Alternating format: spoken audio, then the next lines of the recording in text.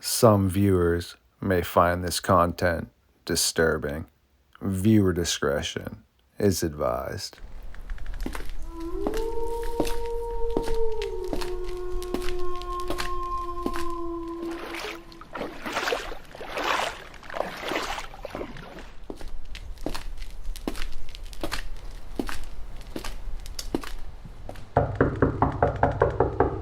The Cryptid Huntress. You have once again found your way into the fox den, and we must be heading out for another episode of Midnight Lycanthropy here on StarFox Radio. Yeah, you know what this means.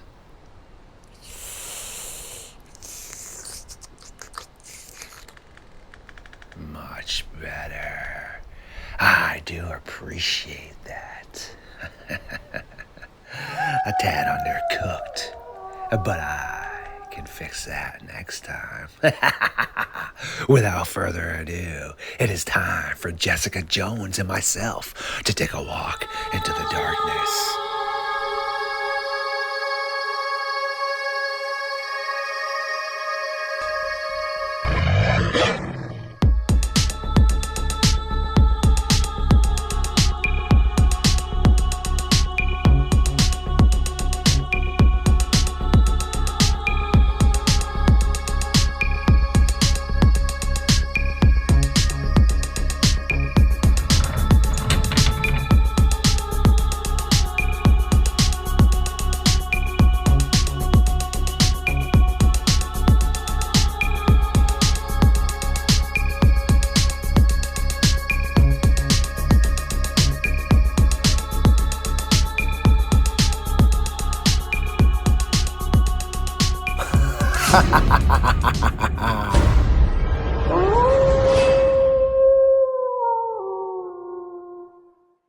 My creatures of the night, yes, welcome back once again to another episode of Midnight Lycanthropy here on Star Fox Radio. We again have the legendary cryptid huntress Jessica Jones, who has decided to roll with us again and will continuously be here. How are you doing tonight, Jessica? Hey, Star Fox, I'm great. How are you? Been super busy rolling, researching, getting caught up and everything. And how about yourself? I've been super busy too. Been super busy. We've been out in the field doing some Dogman research and investigations, and also doing a bunch of shows and stuff, and hitting up some conferences, and yeah, just being booked and busy. Yeah, you're definitely always staying super busy, which is cool for sure. And I'm always trying to keep up with what you're doing and tuning in. Would you like to tell us about some of your new Dogman activity you've been occurring with? Sure. Yeah, I actually went up to Alabama, and we did some actually a pretty intense Dogman investigation out there with the guys from Cryptid Warfare, the Cryptid Warfare operators, including Drewski. I think you've talked to him before, and those are some guys out of Tennessee. I had done a field investigation with them last year at a property that had some potential Sasquatch activity, Dogman activity, UFOs and orbs and skinwalkers. Okay, like 500 acres of land with a gigantic cave behind this couple's house. And so we did some field investigating, but we did some cave investigating. Okay, that was new for me. But yeah, we met up last week, and undisclosed location, where two of the guys were with us. There were five of us, and two of the gentlemen, they had gone camping in this area that we were investigating about a month ago, and they just went camping, just having a normal camping outing. Didn't expect anything weird to happen, and they got awakened around 10 o'clock, 11 o'clock at night by some whoops, some hollers. Something was circling their camp pretty much all night, and it was pretty terrifying for these guys because they had hiked in for miles. Okay, I'm not talking about like a short little hike. This was a long hike, and they were backpack camping. Okay, so they didn't have a car nearby, no vehicle. It was dark. They couldn't just run out of there in the middle of the night if something were to happen. And so they stayed up all night, sitting back to back, pretty much, with their firearms. Okay, sitting back to back, all three of the guys. There were three of them, and one of them said they didn't know if they were going to make it out alive. And at least one of them stayed up till the sun was awake till the sun came up the next morning, and they packed up and got out of there. And their curiosity got the best of them. You know, one of the guys, he had gone to the field investigation with us up in Tennessee, up at that Skinwalker cave. And he got the team together, and they called me and said, hey, let's go check this out. Let's go back. And I was there. Man, I was there. It was amazing. It was so hot. It was so hot. It was like 120 degrees out there. And we got to the location, and we were getting unloaded, all of our vehicles, and, you know, getting our backpacks and stuff and all of our camping gear. And this gentleman comes walking out of the woods. Okay, a hiker. This guy had been hiking, and he was holding this big rock. And I heard him asking the guys. He was like, hey, do y'all know about dragons? And they were all like, yeah, we've heard about dragons. You know, they weren't really paying a lot of attention to the guy, but it sparked my interest because I've been watching all these like Mud Fossil University, you know, videos, and seeing all these petrified giants and all this weird stuff that goes on in the woods. Because I'm a full out cryptid investigator, and I'm into everything. Okay, not just Dogman and Bigfoot, but trying to unveil all these mysteries of the world. And the guy said something about dragons, so I was like, yeah, I know about dragons. He said, well, hey, have you ever heard of a petrified dragon, a petrified giant? I was like, yeah. He goes, well, there's a petrified dragon on this trail right here. And he's like, I've been coming here for a while. And he had a brush in his hand where he had actually been going out there and brushing this, what he called a dragon, off, and cleaning it up. And this thing was huge. And he had a piece of its wing. That rock was what he said was a wing. So I thought, man, okay, so we came out here to go hunt some dogmen. And the first thing we see is a dragon wing. Okay, so what the heck? I knew it was going to be an interesting investigation, though, from that point on. So, yeah, we ended up hiking in for miles.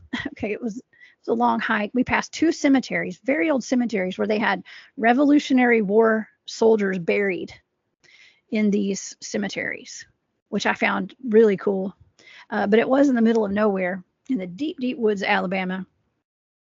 And so we finally got to our spot, and we had some pretty interesting activity while we were out there. I can't say 100% it was Dogman activity. I do believe we did have some Bigfoot activity out there, though. But with a lot of the cryptid field research that we're doing, all these investigations, you really have to keep an open mind because you don't know exactly what you're going to get out there. And to be honest, those guys didn't see a Dogman out there, but they assumed that what was pacing around their camp all night were dogmen, multiple dogmen.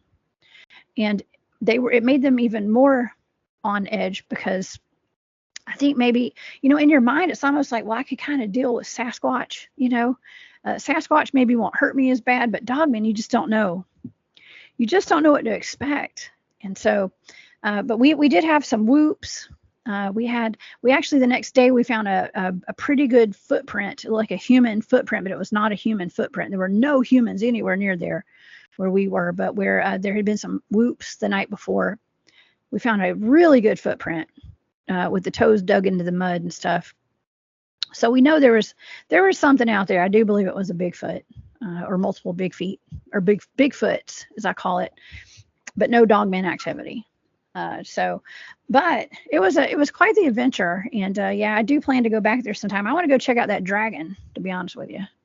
That's all super, super cool. It sounds like you've been extremely busy, as stated, and getting all around deep into the wilderness right there. And yeah, that's definitely very interesting. And I wouldn't not really know directly how to really handle something or some things that are large and encroaching around your campground. That would be a little bit straight up nightmare fuel for sure. I haven't been to Werewolf Springs yet. It takes about 11 miles of a hike into where Werewolf Springs is.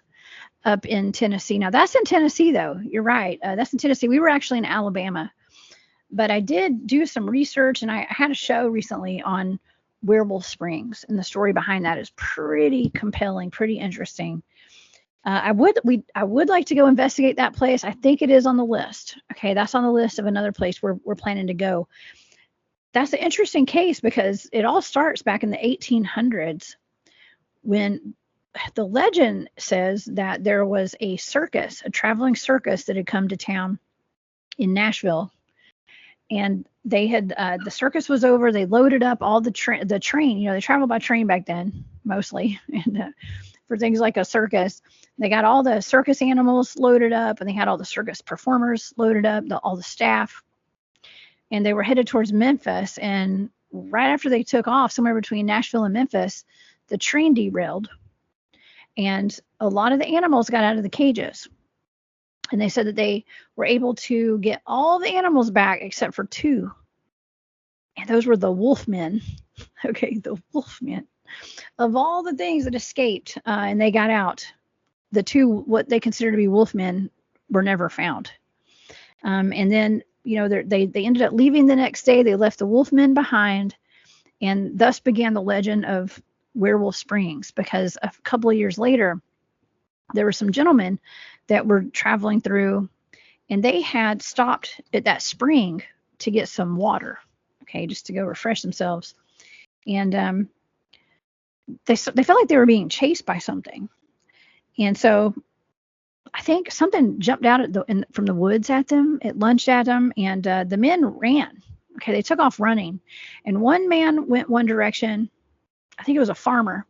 And his hired hand that was with him went in another direction. They forked off and went running at full speed.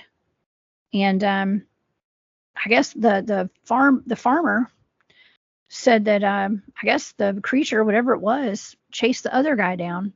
And he said all he heard was a blood-curdling scream. And that was it. His buddy got mauled. He ran off to I guess it's called the Burns area, and White Bluff, and told the people in that community what had happened. Said, hey, my buddy just got attacked. I think it might be. I just heard him scream by some kind of creature that had been following us on 2 legs. And so a crew formed. The men got their guns, their weapons, and they vowed to hunt down whatever this beast was. They took off, and this place is called Hall Spring. And they ended up taking a goat for bait. So they took a goat. They were going to try to lure, because the guy called him a werewolf. All right. Apparently it was like a Sasquatch-looking creature that jumped out and chased them. But he told those guys back at town that it was a werewolf. And so they were going to lure the werewolf out with this goat. And then they were going to shoot it. That was the plan. So they strategically placed this goat behind the trees, and they were ready to shoot it. But after dark came, it got dark outside. They said this werewolf came out and tried to get to the goat, and they all started shooting at it. And as they shot it, they had their lanterns lit so they could see what they were shooting at that point. They said there was no goat, there was no werewolf there when they turned their lights on. And I think a couple of the guys, okay, so a couple of the guys, actually, they must have shot each other or something, because the story goes that a couple of the guys ended up getting shot. So that plan did not work. And I don't know if the bullets just bounced off of the werewolf, but at some point in these legends here, bullets are, I guess the werewolf is like impervious, I think is a word, to bullets. So they started nicknaming this place Werewolf Springs. And the citizens came up with another plan to kill this werewolf. And so they sought out a big game hunter in the area, and they tasked him, I'm assuming they paid him, to go hunt down this werewolf. And so for 2 days, this hunter went looking for this werewolf. He had zero luck. On the 3rd night, he found the werewolf near the cabin that he was staying in. And he shot the werewolf through a cabin window. He missed it. Well, he thought he missed it, but I think he hit it. But see, the bullets were bouncing off of it. Now, if the bullets weren't bouncing off of it, they weren't really penetrating it. Okay, so it wasn't really affecting the werewolf. So he shot it several times. The bullets just weren't phasing the creature at all, and it kept coming at the man. The guy shot it so many times, he had no ammo left. He had a couple of, I think he had a handgun with a couple of bullets left. And it looked like he wasn't going to make it. It looked like the hunter was going to probably die that night. Ended up he survived, because by the time he got down to one of his last bullets, the sun came up. And as soon as the sun came up, the werewolf ran off, which kind of indicates, hey, that might have been a real werewolf. Okay, just scared of the sunlight. Vampires and werewolves don't like the sunlight, apparently.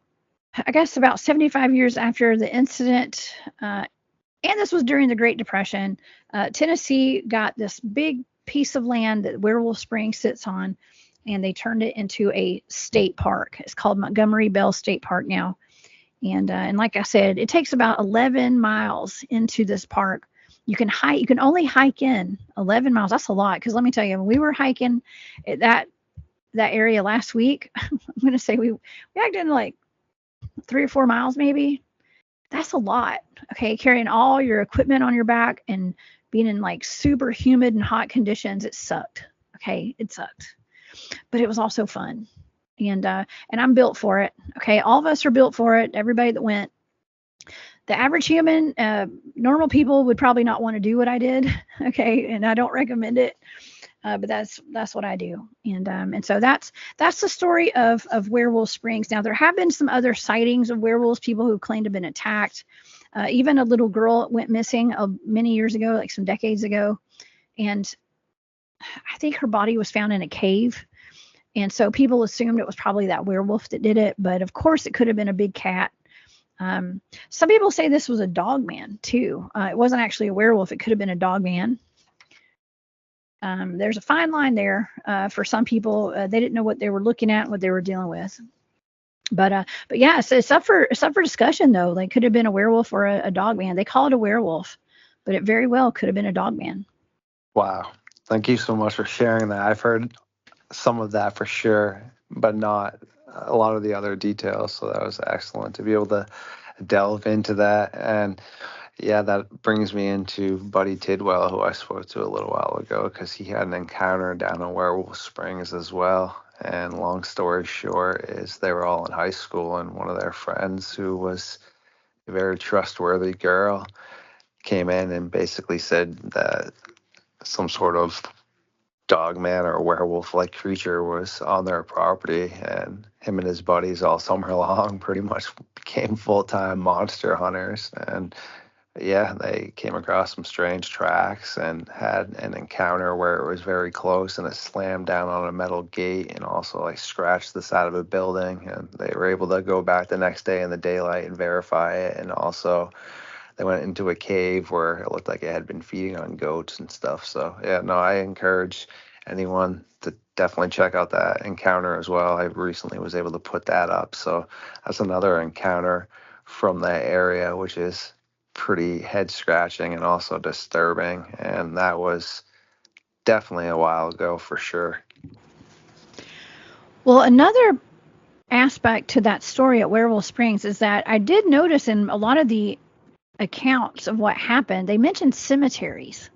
Okay, and there must be some old cemeteries in the area, and that happens to be a common denominator when we talk about dogman sightings, are the cemeteries. Now, we ended up passing 2 cemeteries going into the area that we investigated last week on our dogman hunt, and I can't help but think there's a connection there to these cemeteries. And I know that I've talked to you before about the indigenous connection to dogmen, and how I was told by my friend William Nighthawk that cryptids are summoned, okay, by medicine men, medicine women, in the form of curses and blessings, curses and or blessings, to guard cemeteries and sacred lands like that, and to guard it at all cost.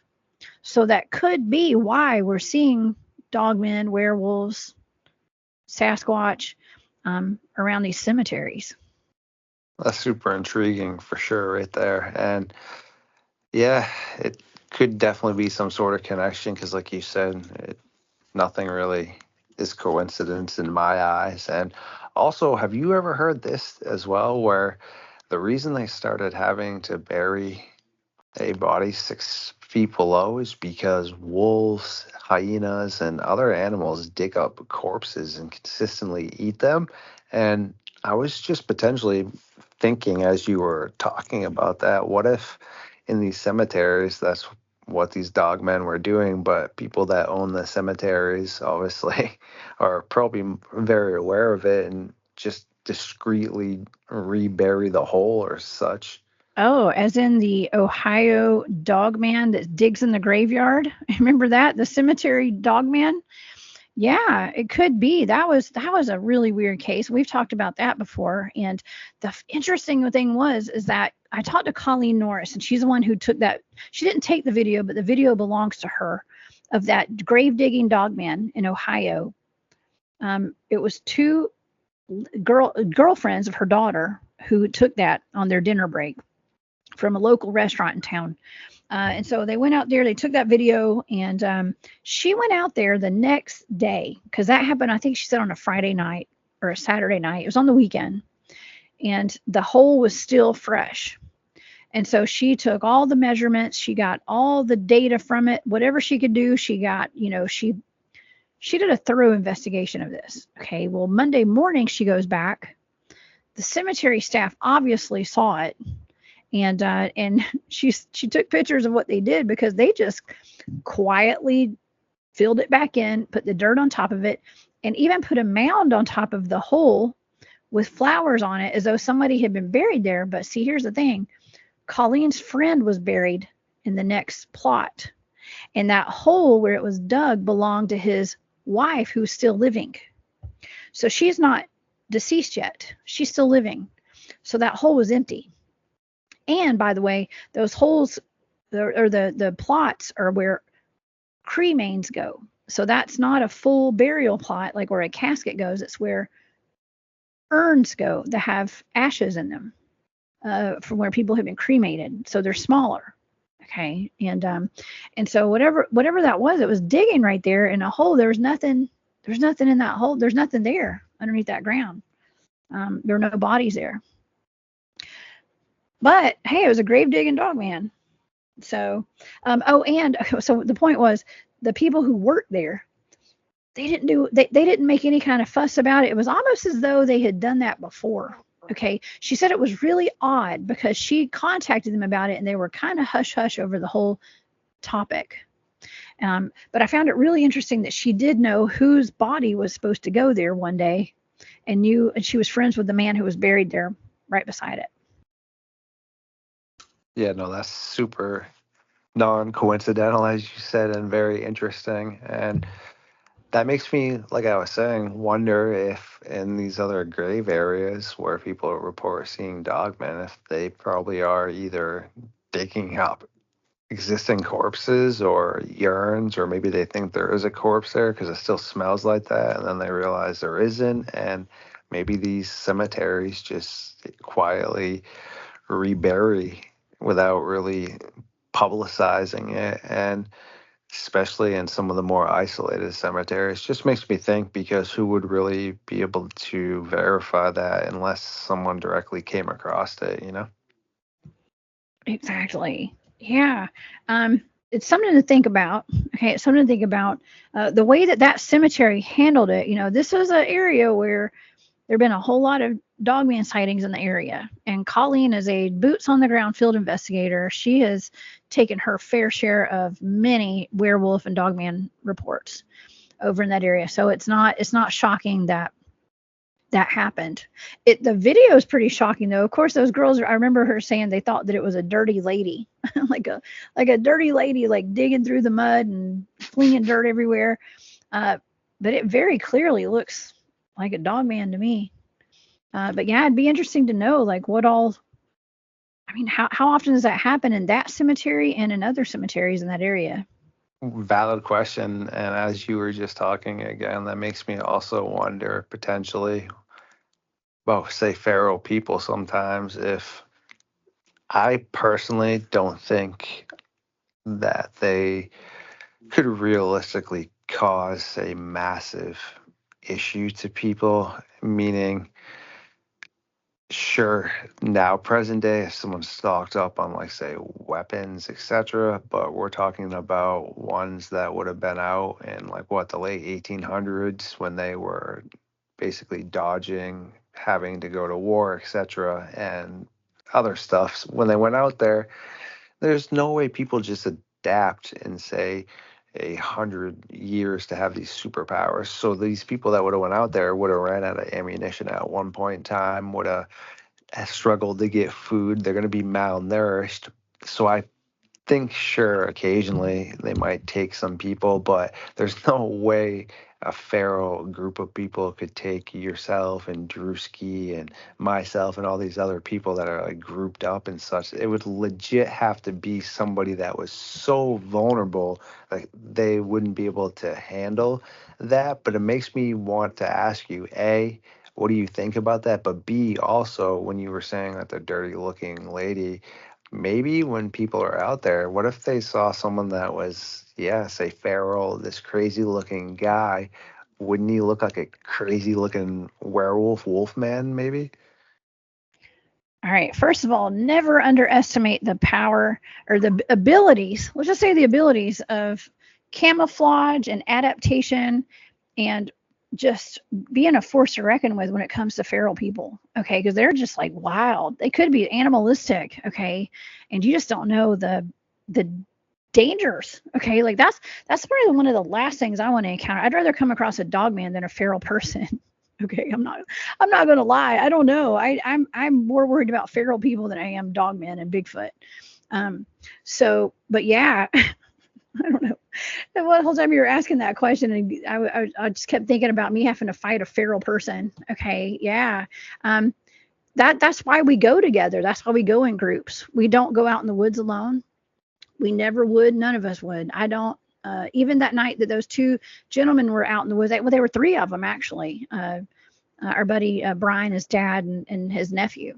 Okay, and those are all grown men. Okay, former Marines, current Marines. They're strong. Okay, strong, smart, adaptable, survivalist. And yeah, I mean, the dangers, the threats are all the same for all of us, but it's a matter of being prepared for it. Okay, and we're prepared for it.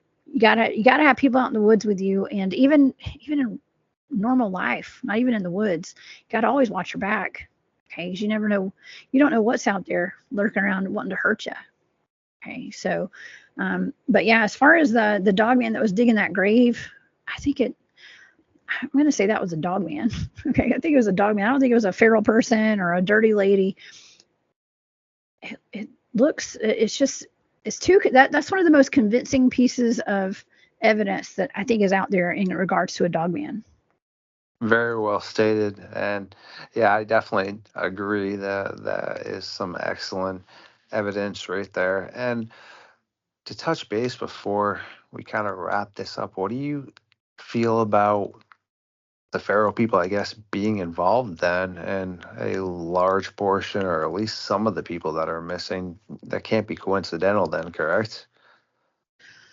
I mean, there's got to be a connection to some of the missing people and some of the feral people. Absolutely. I mean, you hear about feral people being in the Smoky Mountains. There's some cases of that in the Appalachian Mountains. It's usually up in the mountains is where you hear about feral people. And yeah, I think that could be a factor in the missing people. But I just think there's so many factors to where these people are going. And feral people may be a small percentage, but there's a percentage there, no doubt. Cryptids are a small percentage as well. But yeah, I think I recently was given a couple of remote viewing targets on the missing persons clusters, and the data that came out of that was obviously there were people being kidnapped. By what? I don't know. UFOs were involved in it, by the way, but it was they were being taken underground. The data was, I didn't know these were blind targets, so I don't know what they are. They just got a set of numbers. The data was saying it was they were being taken underground, experimented on, and then being disposed of. Okay, so I don't think feral people are doing all that. Now they could be kidnapping people though. I've seen The Hills Have Eyes. That's a scary movie, and that is in the back of my mind sometimes when I'm wandering around the woods in the dark at night. Yeah, that's definitely some nightmare fuel to have in the back of your mind for sure. The only thing too that I think about though with the feral people is no matter what, even if they're camouflaged and have weaponry, etc., it's a proven fact that when you eat people though, you get a disease where you shake and then you end up becoming deceased. So if they were cannibalizing people, they are pretty much writing their own goodbye note, correct? I mean, I guess so. I guess so. I mean, ooh, I mean, this could take us down another rabbit hole. Okay, and I don't want to get too into detail with this, but I mean, I talk about vampires on my shows and stuff, and vampire cults, and there's a lot of satanic rituals going on, and they do connect with a lot of the cryptid sightings that we're seeing, especially with werewolves, even dogmen at times, ritual conjuring of cryptids, but the use of blood and things like that, and cannibalism. Okay, and there's all a connection there, and I actually was warned to not talk about it too much. Okay, by when it comes to some of the let's just say some of the disappearances and the maulings at some of our national parks. Okay, like let's just say the LBL for instance. I was told by a pretty good friend of mine who's also a researcher, who's in the know with some of this stuff, was like, hey, be careful about really getting into this because you're going to get on the radar. Okay. And so, I mean, obviously if everybody knows me, y'all know I'm not scared to talk about stuff. Okay. And I do put it all out there, but cannibalism happens even in like rituals and stuff. And there's a lot more of this going on than we could ever imagine out there. So it's just food for thought, so to speak. No, definitely 100%. And that all fits perfectly into the puzzle. And when you were saying all that, that makes sense if they were using individuals that they were disposing of in that regards. I was just thinking for sure that if someone was consistently consuming humans, it is 1000% proven that you get a disease where you shake and you no longer are able to function properly because your neurological system is collapsing because you're not meant to be cannibalistic. So if they, like I said, are making this a primary aspect, then that couldn't be occurring. But yet if you, like you were saying, if it's only for occasional stuff or some sort of rituals and things, yeah, that's pretty messed up. And I don't know, bottom line is people are missing in the national parks and around cave systems, and something is occurring. So yeah, what is it? I don't know. I hope someday, sooner than later, people are able to get to the bottom of it. Yet, who knows? But the bottom line is, the fact is right there, people are missing, and it's in national parks and it's by cave systems. Those are three facts that cannot be refuted by anybody.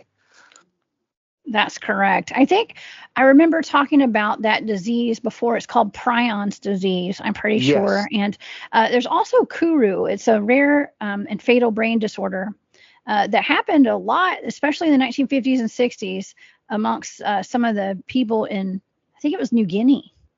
Okay, because Yes. they were a cannibalistic Mm-hmm. culture, a tribe, I Mm-hmm. think.